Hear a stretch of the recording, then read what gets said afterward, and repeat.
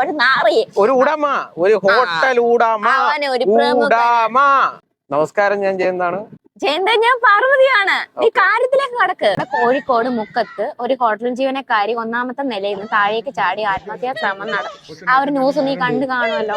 Okay, ആ ഒരു ന്യൂസിനകത്ത് ഇത് ഒരു കുറ്റകൃത്യത്തിന് പിന്നിൽ പ്രേരിപ്പിച്ച ഒരു മാന്യ മഹാവ്യക്തി, ഒരു ചെത്ത, ഒരു നാറി, ഒരു ഉടമ, ഒരു ഹോട്ടൽ ഉടമ,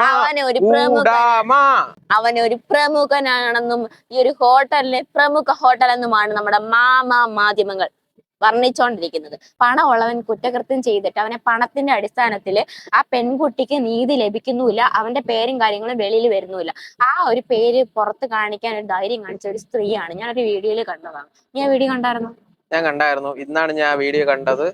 സത്യത്തില് പുച്ഛം തോന്നി. കാര്യം മാധ്യമങ്ങളെ കൊണ്ടൊന്നും ഒരു ഉപയോഗവും ഇല്ല എന്ന് നമുക്ക് ഈ ഒരു ന്യൂസ് കാണുമ്പോൾ മനസ്സിലാവും. നിങ്ങളൊക്കെ ഇനി എന്ത് ചെയ്തിട്ട് പോയാലും നിങ്ങൾക്ക് സംരക്ഷിക്കാൻ വേണ്ടി നിങ്ങളെ പോലീസും കാണും, അതേപോലെ തന്നെ മാധ്യമങ്ങളും കാണും. നിങ്ങൾക്കോ അല്ലെങ്കിൽ നമുക്കോ ഈ നാട്ടിൽ ഒരു സുരക്ഷയും ഇല്ല എന്ന്, ഇതേപോലെ പണമില്ലെങ്കിൽ നമ്മുടെ നാട്ടിൽ ഒരു സുരക്ഷയും ഇല്ല എന്ന് നമുക്ക് ഈ സംഗീതത്തിന്റെ ഉടമയായ ദേവദാസ്, കോഴിക്കോട് മുക്കത്ത് നടന്നിരിക്കുന്ന സംഗീതത്തിന്റെ ഉടമയായ ദേവദാസിന്റെ കൂട്ടുകാരനായ സുരേഷും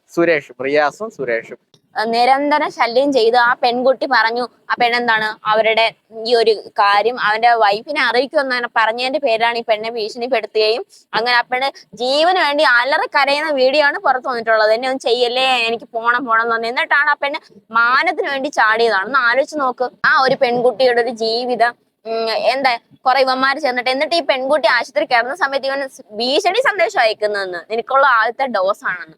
ഇവനൊക്കെ മാതൃകാ ശിക്ഷ കൊടുത്തിട്ട് എന്തെടുക്കാനാ? ഇവനെയൊക്കെ കൊണ്ടുവരും അവിടെ ഇട്ടിട്ട് കുറച്ചു കഴിഞ്ഞിട്ട് അവന് ജാമ്യം കൊടുത്ത് ഇറക്കി വിട്ടിട്ട് ചെന്താമരയെ കണക്ക് വന്ന് വെട്ടിക്കൊല്ലാനും പീഡിപ്പിക്കാനും വേണ്ടിയാണോ?